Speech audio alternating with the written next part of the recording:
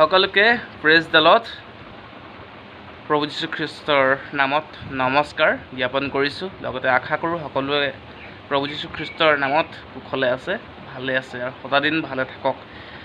আজিৰ এই ভিডিঅ'টোৰ মাধ্যমে প্ৰিয়সকল আপোনালোকৰ মাজত মই পবিত্ৰ বাইবেলৰ জীৱনদায়ক পুস্তক 2 Corinthians 5:17 এনেকৈ লিখা আছে, এটাকে যিকোনোৱে যদি খ্ৰীষ্টত আছে তেন্তে তেওঁ নতুন সৃষ্টি, পুৰণিবোৰ লুপ্ত হ'ল, চোৱা নতুন হ'ল।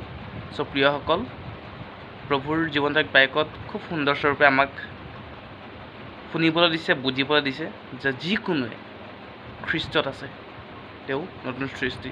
আমি সকলোৱে খ্ৰীষ্ট অৰ্থাৎ প্ৰভু ঈশ্বৰ আমি সকলোৱে জানো আৰু আমি তেখেতত চলো হওক, আৰু তেখেতত চলা প্ৰত্যেকজন ব্যক্তিয়ে কিন্তু নতুন সৃষ্টি, আৰু আপুনি আৰু মই তাৰ এক অংশ হওক। এই বাক্যৰ যোগেদি আপোনাক আৰু লগতে আপোনাৰ ঘৰৰ সমূহ পৰিয়ালক আশীৰ্বাদ কৰক। Praise the lord.